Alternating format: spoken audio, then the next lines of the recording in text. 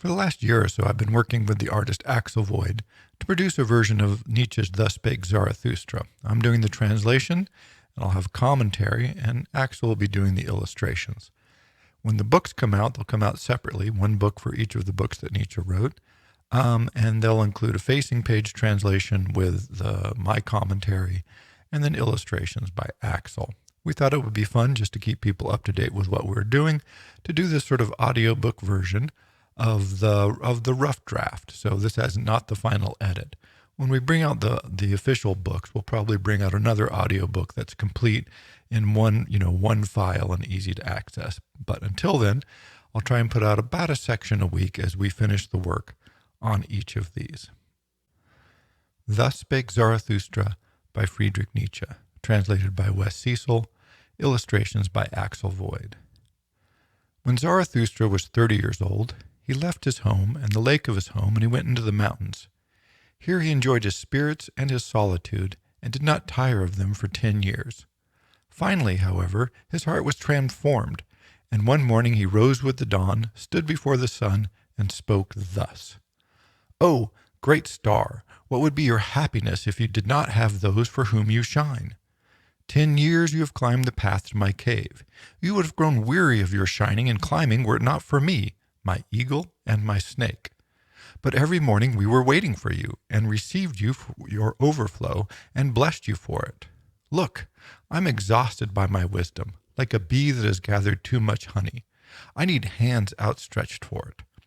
I desire to give and share so that the wise again find joy in their folly, and the poor in their riches.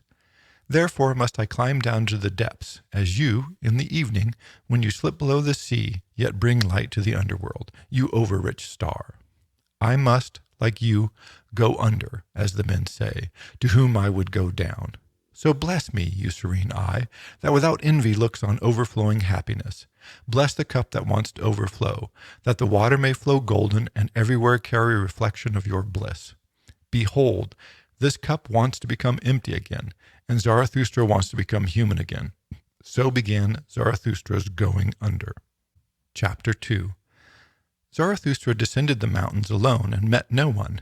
But when he entered the forest, suddenly an old man stood before him who had left his holy hut to search for roots in the woods. And thus spoke the old man to Zarathustra: "No stranger to me is this wanderer. Many years ago he passed by here. Zarathustra he was called, but now he has transformed himself. At that time you carried your ashes into the mountains. Will you now carry your fire to the valleys? Do you not fear the arsonist's punishment? Yes, I know Zarathustra. His eye is clear, and there is not a hint of cynicism in his face. Does he not move like a dancer? Zarathustra is transformed. Zarathustra has become child. An awakened one is Zarathustra. What do you want now amongst the sleepers? As if the sea you lived in your solitude, and the sea bore you up. Alas, do you want to step onto land? Alas, do you want again to bear your own body?" Zarathustra answered, "I love humanity." "Why?" said the saint.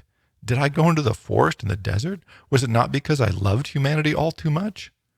Now I love God. I do not love humanity. For me, love of mankind is an endless task. Loving mankind would be the death of me." Zarathustra answered, "What did I say of love? I bring humanity a gift." "Give them nothing," said the saint. "Take something from them rather and carry it for them. That will help them most, but only if it is healthy for you. And if you want to give to them, give them no more than alms, and let them beg for that." "No," answered Zarathustra, "I give no alms. I am not poor enough for that." The saint laughed at Zarathustra and spoke thus: "Then make sure they accept your treasure, for they are mistrustful of hermits and do not believe we come to bestow gifts. Our footsteps echo loudly through their streets, and when they lie in their beds at night and hear, long before sunrise, steps, they ask themselves, 'Where goes that thief?' Go not to men and remain in the forest. Better even to go to the animals.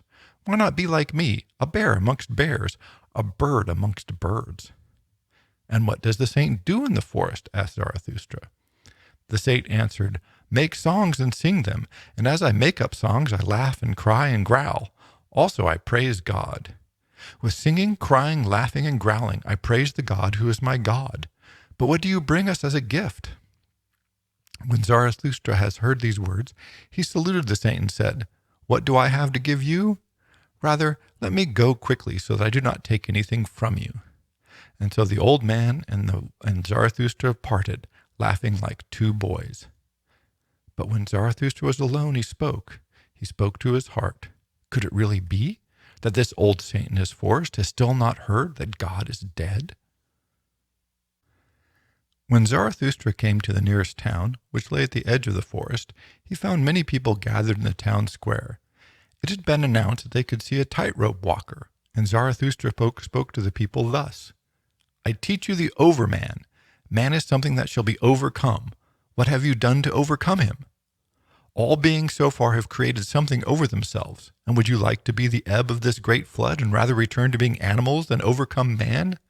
What is the ape for man? A joke or a cause of painful shame? Just so shall man be for the Overman, a joke or cause for painful shame. You have made your way from worm to man, but much of you is still worm. Once you were an ape, and still more men are more ape than any ape. Whoever is wisest amongst you is still only a struggle and a hermaphrodite between plants and ghost. But do I call you become plants or ghost? Behold, I teach you the Overman. The Overman is the sense of the earth. Let your will say, the Overman is the sense of the earth. I beseech you, my brothers, remain true to the earth, and do not believe those who talk of unnatural hopes. They are poison mixers, whether they know it or not. They are despisers of life, exhausted and poisoned themselves, of whom the earth is tired, so let them pass away.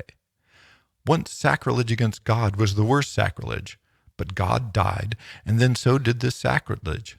So now sacrilege against the earth is the worst, and to revere the guts of the unknowable above a sense of the earth. Once the soul looked upon the body as despicable, and this despising was the highest. She wanted the body to be thin, ugly, starved. Thus she sought to escape from the body and the earth. Oh, this soul was herself thin, ugly, and starved, and this soul lusted after cruelty. But you, my brothers, tell me, what does your body tell you about your soul? Is it not your soul poor and dirty and wretched contentment? Truly, a polluted stream is man. One must be an ocean to take in such a polluted stream without becoming unclean. Behold, I teach you the Overman. He is this sea. In it your great despising can be drowned. What is the worst that you could experience? That is the hour of your great despising, the hour in which even your happiness becomes disgusting to you, and just so your reason and your virtue. The hour when you say, "What good is my happiness? It is poor and dirty and wretched contentment, but my happiness should justify existence itself." The hour when you say, "What use is my reason? Does it hunger of knowledge the way a lion hungers for prey? It is poor and dirty and wretched contentment." The hour when you say, "What use is my virtue? It is still to set me raging. How tired I am of my good and my evil. All that is poor and dirty and wretched contentment." The hour when you say, "What good is my righteousness? I do not feel I am a fire and coals, but one who is righteous is fires and hot coals." The hour when you say, "What good is my pitying? Is not pity the cross on which one who loves man is nailed? But my pitying is no crucifixion." Have you ever spoken thus? Have you ever cried thus? Ah, that I might have heard you cry thus! Not your sin. Your smallness rails against heaven. The meanness in your sin rails against heaven. Where is the lightning that licks you with its tongue? Where is the madness with which you must be inoculated? Behold, I teach you the Overman. It is the lightning. It is this madness. When Zarathustra had spoken thus, one amongst the people shouted, "We've heard enough about this tightrope walker. Now let us see him." And all the people laughed at Zarathustra. But the tightrope walker, thinking the words were about him, began his performance. Zarathustra, however, watched the people and wondered at them. Then he spoke thus: "Man is a rope tied between animal and Overman, a rope over an abyss, a dangerous crossing, a dangerous on the way, a dangerous looking back, a dangerous shaking, and a standing still. What is great in man is that it is a bridge and not a goal. What one can love in man is that it is a going over and a going under. I love those who do not know how to live except by going under, since they are a going across. I love the great despisers, as they are the great desirers and arrows of desire for the other shore. I love those who do not search beyond the stars for a reason to be sacrificed and going under. Rather, they are sacrifices for the earth, so that the earth may one day be ready for the Overman. I love those who live to understand and who want to understand so the Overman can live, and therefore they will their going under. I love him who works and creates that the Overman will have a house ready under the earth, plants and animals will be prepared for his sake, and so will his going under. I love him who loves his virtue. This virtue is the will to go under and an arrow of desire. I love him who withholds not one drop of his spirit. Rather, he wills his entire spirit to his virtue, so he strides across the bridge as a spirit. I love him who makes of his virtue his addiction and his going undoing. For his virtue he wants more life and no more life. I love him who does not have too many virtues. One virtue is more than two, that it has more knots that it must be unraveled.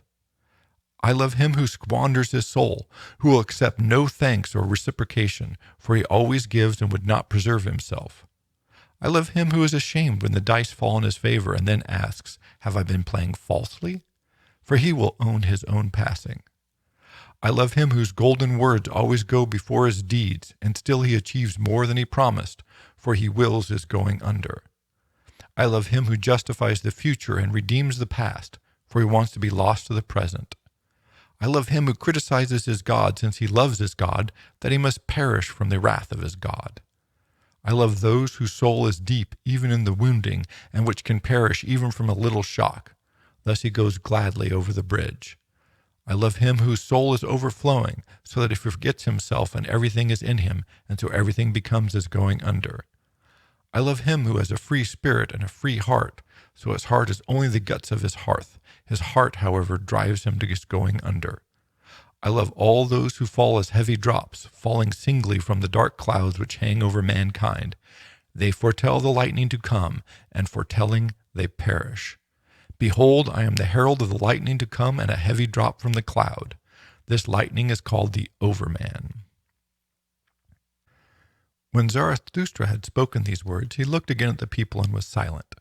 There they stand, he spoke to his heart. There they laugh. They do not understand me. I am not the mouth for these ears.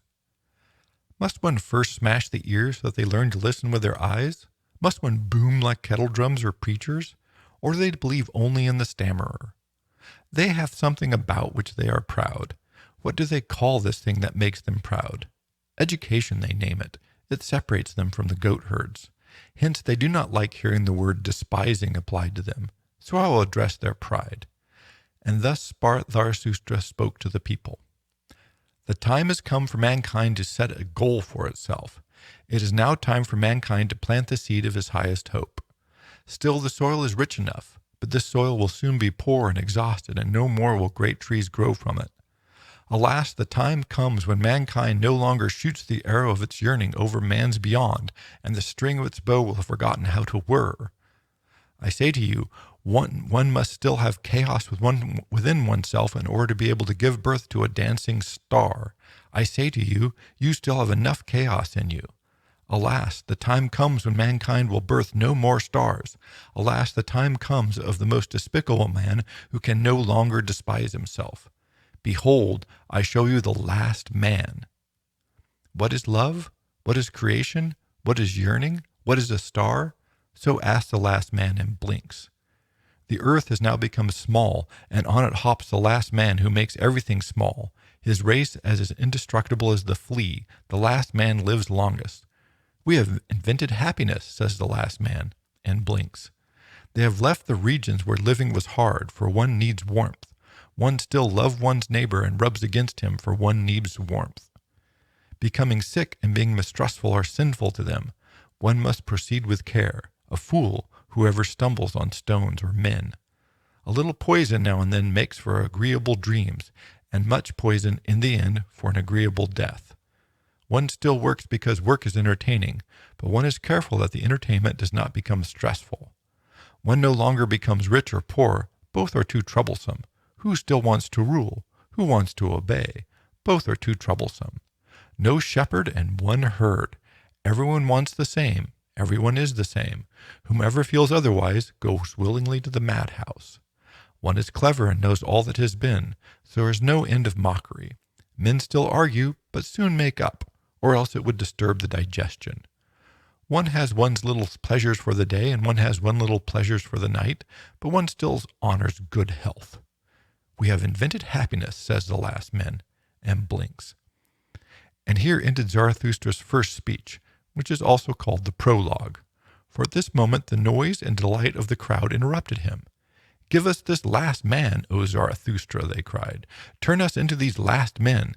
Then will you give the Overman," and the people laughed and clucked with their tongues. They do not understand me. I am not the mouth for these ears. Too long have I lived in the mountains, and too often I have listened to the streams and trees. Now I talk to them as to goat herds. My soul is as bright as the mountains in the morning, but they think I am a mocker and make fearful sport. And now they see me and laugh, and even as they laugh, they hate me. There is ice in their laughter. Then something occurred that made every mouth mute and every eye stare. For in the meantime the tightrope walker had begun his performance. He had come out through a small door and started across a rope that was stretched between two towers above the market and the people. When he was halfway across, the small door opened again, and a man in motley clothes, looking like a jester, sprang out and followed the first one with rapid steps. "Go on, lamefoot," he cried with a terrifying voice. "Go on, lazy bones, smuggler, paleface, or I shall tickle you with my heel. What are you doing here between the towers? You should be in the tower and locked up. You are blocking the way for one who is better than you." And with each word he came closer and closer to him. When he was only a single step behind him, then the terrible thing happened that made every mouth mute and every eye stare. He gave a shriek and sprang over the man who was in his way. But seeing his rival best him, he lost both his head and the rope. He dropped his pole and fell faster than it, a whirlwind of arms and legs, into the depths. The marketplace and the people looked like a sea when a storm comes through. Everything churned and parted, and in particular at the spot where the body would hit the ground. Zarathustra, however, stood still, and the body fell next to him, twisted and broken, but not yet dead. After a time, the broken man regained consciousness and saw Zarathustra kneeling beside him. "What are you doing here?" he finally said. "I have long known the devil would trip me up, and now he will drag my soul to hell. Will you stop him?" "On my honor, friend," answered Zarathustra, "all that you speak is as nothing. There is no devil and no hell. Your soul will die even before your body. Fear no more." The man looked up doubtfully. "If all you speak is truth," he said, "then I lose nothing when I lose my life. I am nothing more than a beast who has been taught to dance and throw blows and small morsels." "Not so," said Zarathustra. "You have made a living from danger, and that is not to be despised. And now your calling has felled you. Therefore I will bury you with my own hands."